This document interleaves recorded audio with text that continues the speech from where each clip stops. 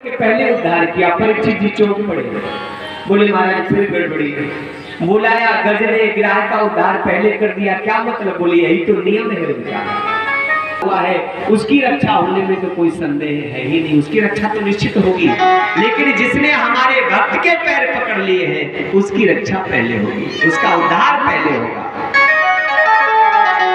तो महाराज इस ग्राह ने पैर किसके पकड़े थे? ग्राह के। ग्राह ने गज के पैर पकड़े थे, इसलिए परमात्मा ने आते आते महाराज सबसे पहले उद्धार किसका कर दिया? ग्राह का। भक्त के पैर पकड़े थे। परमात्मा का नियम है ये, जो भक्तों के पैर पकड़ता है परमात्मा उसका पहले उद्धार कर देते हैं। मेरा परीक्षित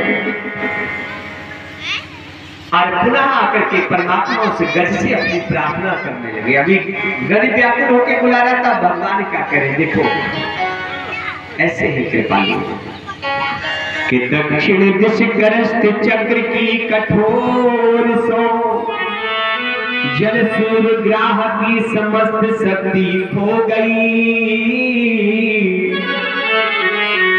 बाम कर कल्ब से संभालो है करीश पद, देख कर विरंच शंभु की भी मति खो गई, कि पीत पट से पोछते अंगोछते है दृगबिंदु,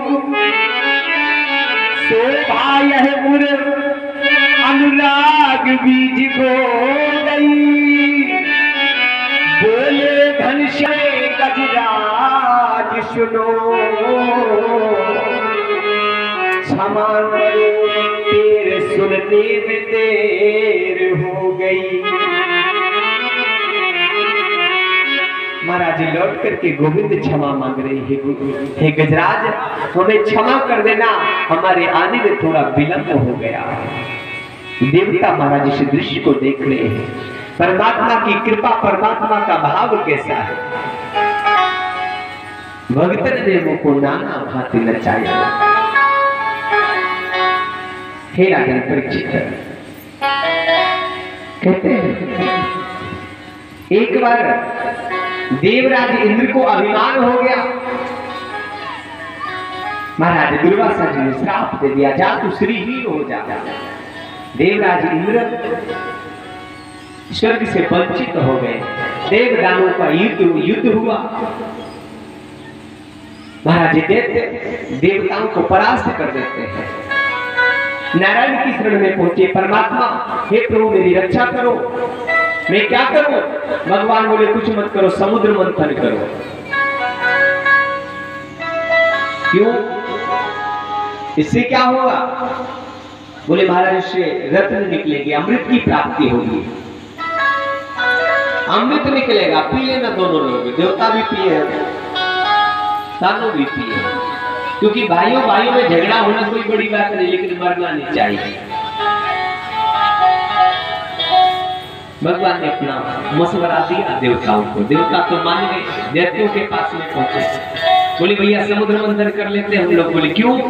बोले आए दिन हम लोग झगड़ा करते, कहीं कोई मरता कहीं कोई मरता है? अमृत निकलेगा, हम लोग अमृत पान करेंगे। दैत्य बोले हिस्सा आधा आधा होगा तब तो हम तैयार हैं। बोले बिल्कुल कोई बात नहीं। महाराज समुद्र मंथन करने के लिए दोनों पार्टियां तत्पर तैयार हो गई, लेकिन अब मथानी कहां से आए? इतने बड़े समुद्र को मथने के लिए मथानी तो चाहिए। तो महाराज मंदराचल जो पर्वत है ना, उसको मथाने के लिए दैत्य और देवता दोनों उठा करके चल पड़े। रास्ते में पहाड़ धड़ाम से गिरा, सो महाराज हाथ दब गए। अब तो दैया मैया कहते हुए पहाड़ पे छोड़ दिया, बोले पहाड़ में जाए, हो गया समुद्र मंथन, पहले मंथन बाद में इसी में मर जाएंगे। महाराज परीक्षित ने पूछा गुरुदेव ये पर्वत गिरा क्यों? बोले इसलिए गिरा क्योंकि इनको अभिमान था अपने बल का कि मैं लेके जा रहा हूं। इन्होंने गणेश पूजन भी नहीं किया, भगवान नारायण प्रकट हो गए, बोले चिंता मत करो। एक कनिष्ठ का उंगली पर रख करके महाराज पर्वत को समुद्र में स्थापित कर दिया।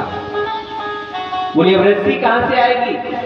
महाराज वासुकी नाम के पास में पहुंचे। बोले महाराज आप रस्सी बन जाओ, हमें क्या मिलेगा? सौदा होगा। बोले क्या? अमृत जैसे हिस्सा हमें भी चाहिए। बोले अवश्य मिलेगा, चलो।